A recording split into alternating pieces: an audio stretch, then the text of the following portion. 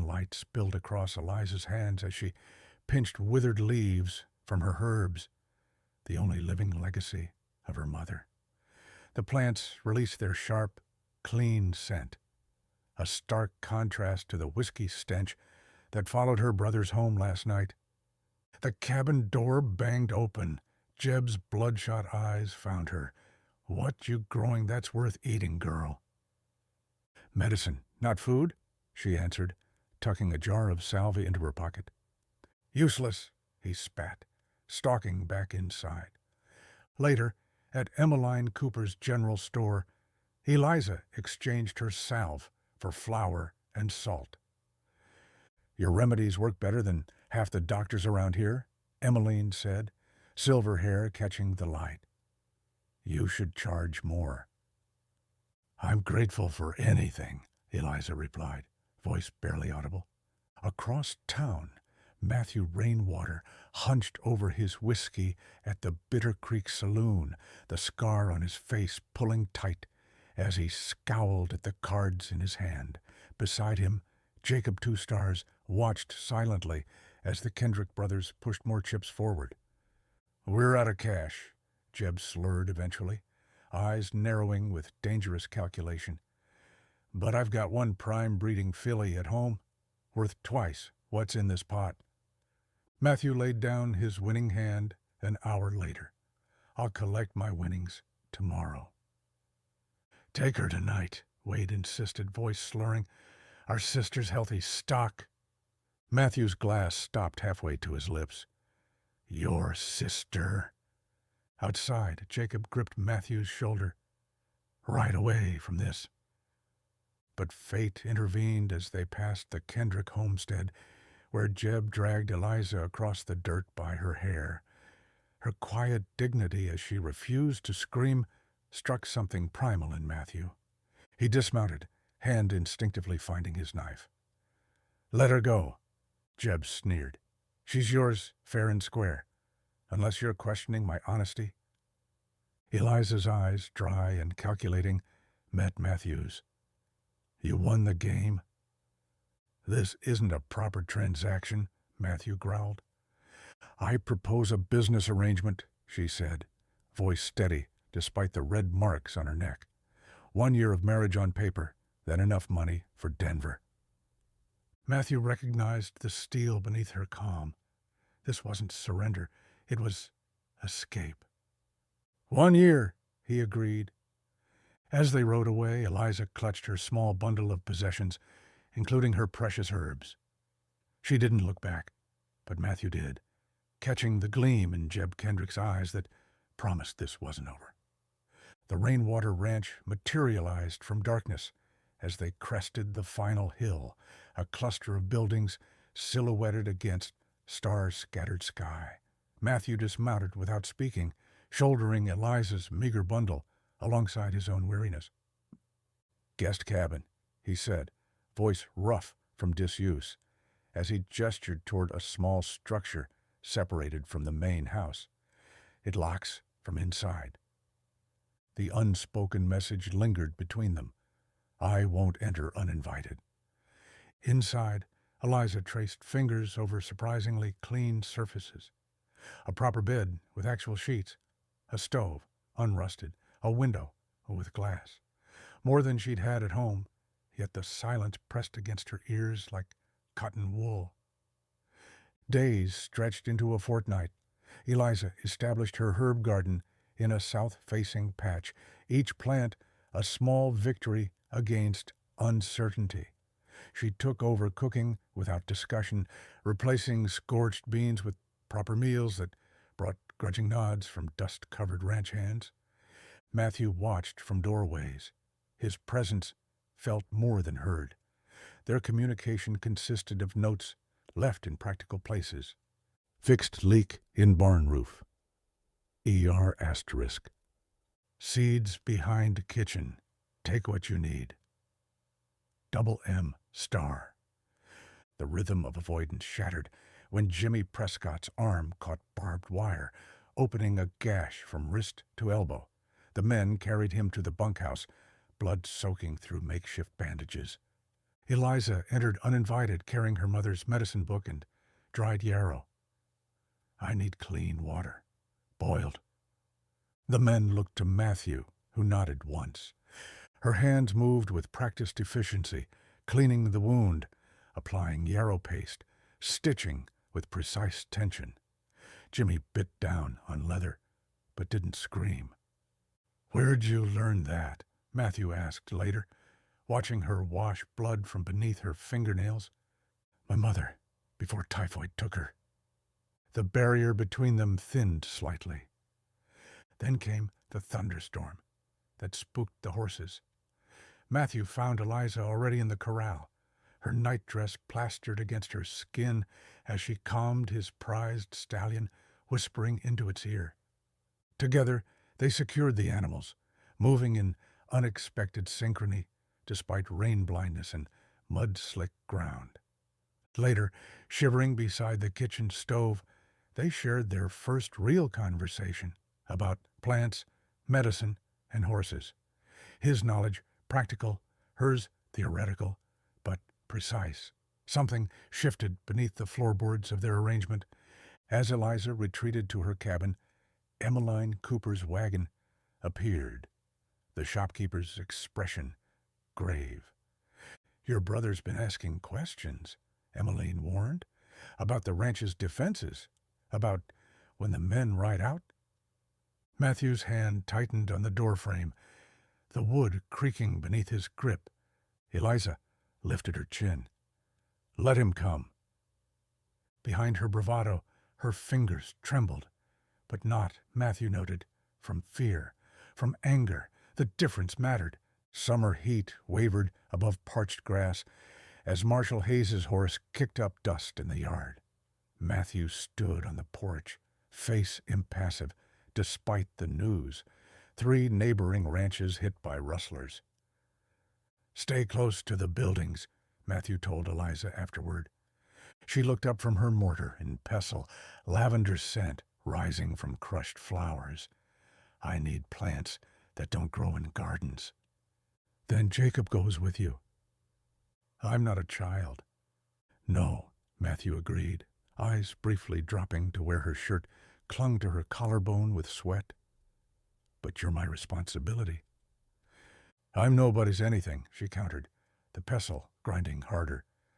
Their compromise materialized in Jacob's silent presence whenever she ventured beyond sight of the house. The half-Shoshone man kept respectful distance but watchful eyes. Word of Eliza's healing spread after she treated a Shoshone child's fever. Women began appearing at the ranch, bearing small gifts in exchange for remedies. Matthew watched her confidence grow with each successful treatment, something uncoiling in her spine. "You have a gift," Doc Sullivan declared when he came to investigate these reports, his initial skepticism melting as she correctly identified treatments from his medical texts. "You could apprentice, learn proper medicine." Hope flickered across her face, quickly suppressed. Matthew recognized the expression, possibility measured against practicality, dreams against survival. That night, returning from searching for rustled cattle, Matthew's horse stumbled in a hidden hole. The fall drove a branch deep into his thigh. Fever followed infection with brutal speed. Through burning haze, he felt cool hands on his face. Eliza's voice anchored him as war memories surfaced. Blood-soaked battlefields, screaming horses, the slash of saber against cheek. "Stay with me," she commanded, forcing bitter liquid down his throat. "Can't lose another," he mumbled, delirious. "Everyone dies. My fault." "Not this time," she promised, her palm against his heart. By morning, fever broken, Matthew remembered nothing of his revelations. But something had altered in Eliza's eyes when she looked at him. Recognition rather than assessment. At dinner with Doc Sullivan days later, the doctor suggested Eliza's talents were wasted on ranch work. "Her place is where she chooses," Matthew said with unexpected heat. not where men decide she belongs. Silence fell. Matthew seemed most surprised by his own vehemence. Later, Eliza found him on the porch, stars reflecting in his eyes. "Did you mean that?" she asked. "About my choices?" Matthew turned, the scars silver in moonlight. Some things shouldn't be bartered. Her hand found his forearm, 5 points of warmth through his sleeve. Neither moved away. Autumn painted the hills gold and crimson as cattle roundup consumed every waking hour. To Matthew's surprise, Eliza rode out with them, her hands calloused from reins rather than just garden tools. "Where'd you learn to ride like that?" he asked, as she skillfully cut a calf from brush. "My father taught me before the drink took him," she replied, adjusting her borrowed hat. "Some lessons stay in the body." Together, they drove the herd to Sulphur Springs, dust coating their skin, shared canteens creating unexpected intimacy. Matthew found himself watching her more than the cattle, the confident line of her back, the quiet commands she gave her mount. In town, while Eliza visited the bathhouse, Matthew slipped into the bookseller's shop. The proprietor raised eyebrows at his request for medical texts, but wrapped them without comment. Matthew presented the brown paper package that evening as they sat outside their hotel rooms. "What's this?" Eliza asked, fingers hesitant on the string. "Your future," he answered simply.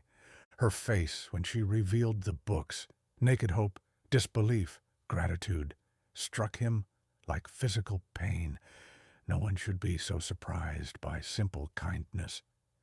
Their fragile moment shattered when Wade Kendrick's voice sliced through the hotel lobby. "There's the thief who stole our property."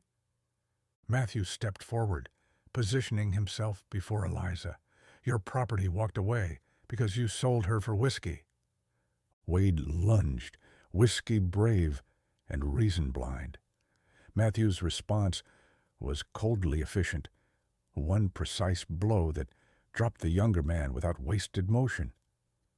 "I could have handled him," Eliza said, as they rode homeward, tension vibrating between them. "I know," Matthew replied, "but you shouldn't have to."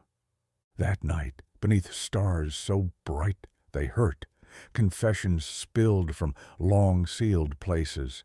Eliza described beatings that left no visible marks. Matthew revealed battlefield horrors that haunted his sleep.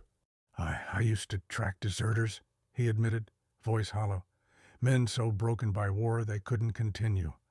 I brought them back to be shot." Eliza's hand found his in darkness. "We all survive how we can." Their faces drew closer, breath mingling in the cool air, until Jacob's warning whistle cut through night. "Riders approaching!" They returned to cut fences and missing horses, a message written in absence rather than presence. That night, watching Matthew clean his cavalry rifle with mechanical precision, Eliza recognized the war between the man seeking peace and the soldier prepared for violence. "This isn't just business anymore, is it?" Matthew asked, without looking up. The question hung between them, unanswered but acknowledged, as real as the rifle in his hands. Frost rimmed the windows as Eliza returned from delivering the Garrison baby, her first birth without Doc Sullivan's supervision. Exhaustion and triumph warred in her bones, but pride won as she cradled the small package of medicine she'd prepared for the new mother. Matthew met her at the gate, something unreadable in his expression. "Come with me," he said, leading her to the workshop she'd never entered. Inside stood a cabinet with dozens of small drawers, each perfectly sized for dried herbs and tincture bottles. The wood gleamed with fresh oil, smelling of cedar and possibility. "You built this?" Her fingers traced the careful joinery. "You need proper space for your work," he answered, as if it were simple fact, rather than transformation. That night they shared a celebratory dinner. Wine loosened the final barriers between them as Matthew's hand found hers across the table. "I never expected," he began. "Neither did I," she whispered. Their first kiss tasted of wine and revelation, tentative until it wasn't. His fingers tangled in her hair as her hands mapped the strong planes of his back. They moved together toward his bedroom with the certainty of rivers finding oceans. Dawn found them entwined, vulnerability naked between them. Matthew traced the freckles across her shoulder, connecting constellations only he could see. "What happens when our year ends?" he asked, voice rough with more than sleep. Before she could answer, someone pounded on the door. Mrs. Cleary's son stood breathless outside. "Doc Sullivan's down with lung fever. The Weaver baby's coming early." "I'll be back by nightfall," Eliza promised Matthew, gathering her supplies. His hand caught hers briefly. "We'll finish this conversation." The words carried weight beyond their simplicity. Hours later, Matthew found Eliza's herb basket, abandoned among trampled sage. Blood spattered the dusty ground. Jacob knelt nearby, reading signs, visible only to him. "3 riders," he said flatly, "forced her onto a horse." A crude note pinned to a juniper confirmed Matthew's worst fears. "Ranch deed for the woman. Midnight tomorrow at Broken Skull Creek." The coldness that descended over Matthew was familiar from war days. Emotion locked away, replaced by tactical precision. He strapped on his cavalry revolver for the first time in years. "Proper channels," Marshal Hayes began when Matthew reported the kidnapping. "She doesn't have time for proper," Matthew cut him off. Meanwhile, in an abandoned line shack, Eliza assessed her prison through swollen eyes. Jeb's backhand had split her lip, but her mind remained calculating as she watched Curtis, the youngest brother, shift uncomfortably. "Just business," Jeb sneered. "Selling you to a Montana brothel pays better than ransom."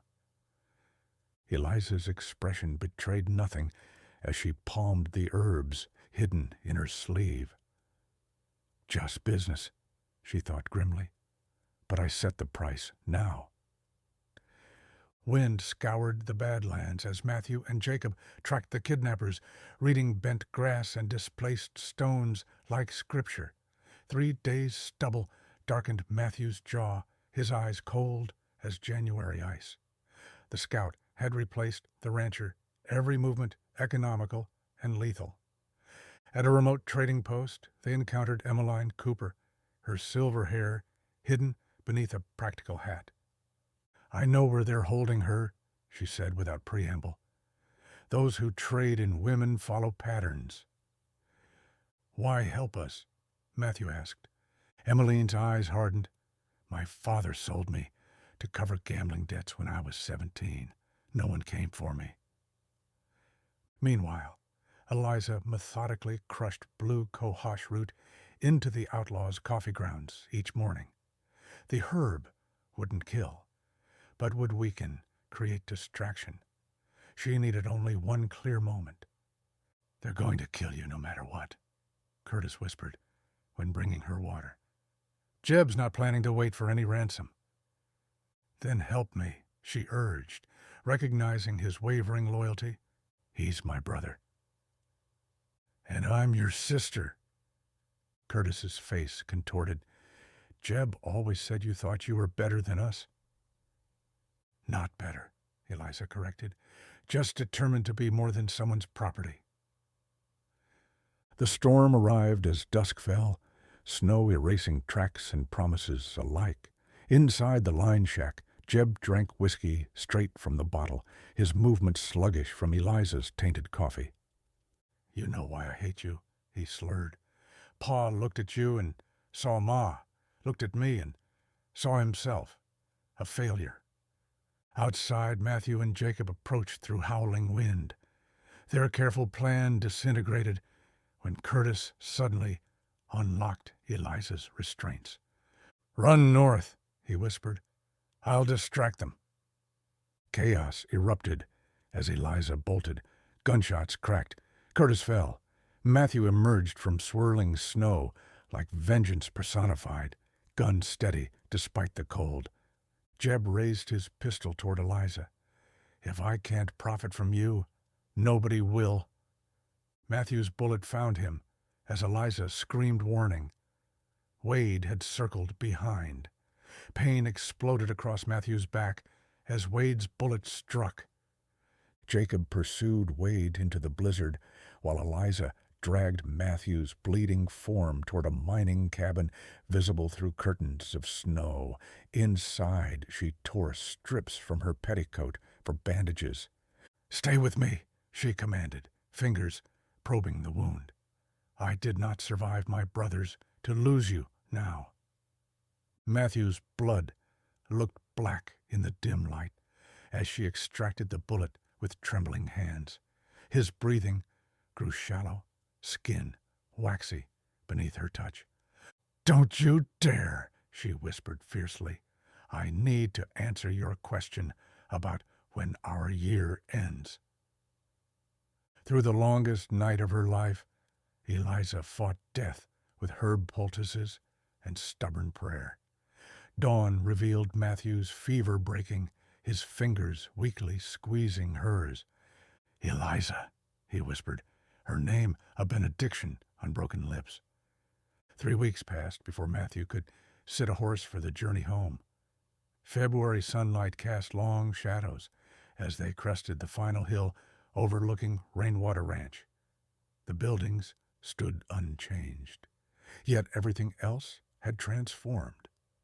Wade surrendered to Hayes, Jacob reported, meeting them in the yard. Confessed everything for leniency.